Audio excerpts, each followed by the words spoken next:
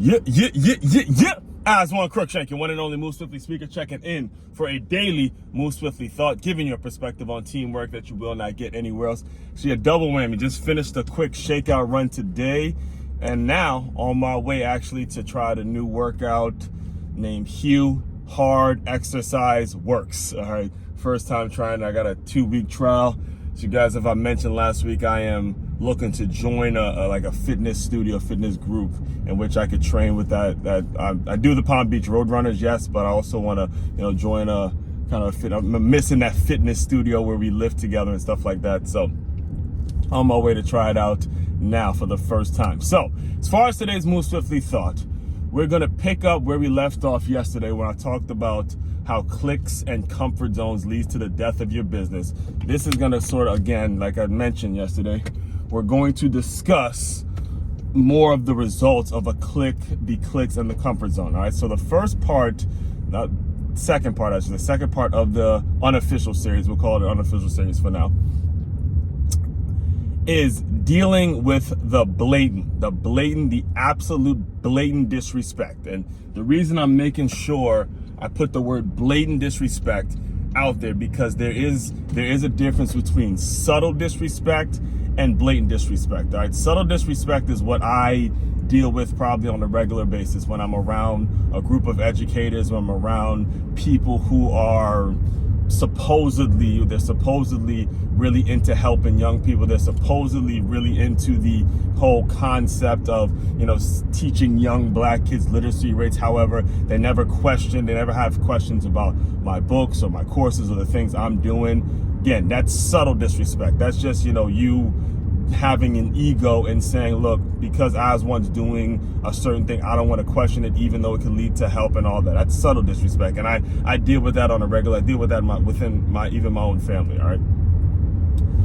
Blatant disrespect is when someone is blatantly telling you to go fuck off, right? Blatant disrespect is when someone's basically saying fuck you and in front of other people, telling other people shit about you, like doing it directly to your face. That's blatant disrespect, and that's what we're going to discuss. Here today, blatant disrespect, because the crew and the group of people that I've had to deal with, that's been the most blatant disrespect, as sad as it and difficult as it is for me to actually have to say this publicly and speak on this on camera, the group of people that I've been most disrespected by are other black folks, more in particular black females who don't see me as their potential suitor, don't see me as a romantic partner. So instead of uplifting the community, as if what the majority of these bitches talk about is always how the black people are not being treated fairly, and how we're always last on the totem pole, and how we're always being held back by the quote unquote white men. That group of black people has been the most disrespectful to me throughout my entire life, to the point where I could speak on blatant disrespect, because if I just want to use them as an example, I could talk about it again for maybe close to an hour and go situation after situation after situation after situation, but I won't do that. I'll condense it to a shorter message today, all right? So when it comes to dealing with blatant disrespect, you can handle this one of two ways, all right? And I'm not here to tell you which way is better, which way is more, I can tell you which way is more favorable for me, but I can tell you that there's only one of two ways you can handle this, all right? You either move on from the shit, all right? You either just accept it and move on, and and just accept that certain people were raised a certain way, you were raised a certain way, and there's never going to be a connection. Like, for example, for me, I don't mind saying this publicly, but I've had it with the idea of ever dating a black woman. I had it with the idea of ever marrying a black woman. I've that dream, that goal that I might have had in high school or in college of being, building a strong black family, getting with a sister, the quote unquote sister of the culture, and building something special like I grew up in. I've let that dream go. It's not happening, because again, the majority of people that have blatantly disrespected me in the past are black females, and it's gotten to the point where I don't even trust them on sight. The trust issues when it comes to that, I can't imagine if I was to break down every single situation, you'll know why I've gotten so annoyed and just so to the point where I'm like, fuck it. I'm not dealing with black women. It might sound judgmental, but part of the decision is incision, and you just got to cut certain people off, man. Give me a hot, fine-looking Cuban hustler, right? Latina hustler, and allow that. That is what more the goal, and that's actually the other thing too. You know, because I've gotten so consumed into that idea of being with a hot Latina hustler, like a grinder, young entrepreneur type female. If I'm not with that, I'm gonna just simply want to be with that. So, I've let it go. I've let the idea go. All right. Now, the second way you can handle it, and in my opinion, the most favorable way for me let me park here. All right.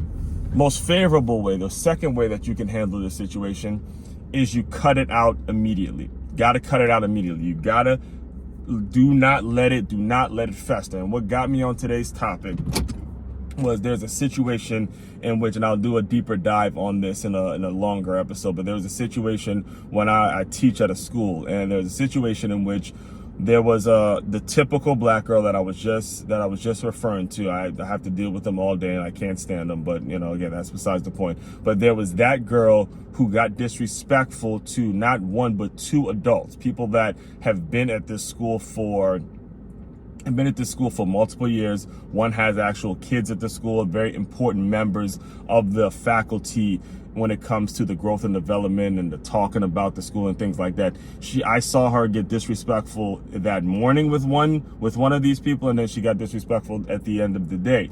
And in my opinion, what I would have liked to see is them two, and I get we're in a professional environment and they can't, go ape shit on her and stuff like that, and they're not on the football field and stuff.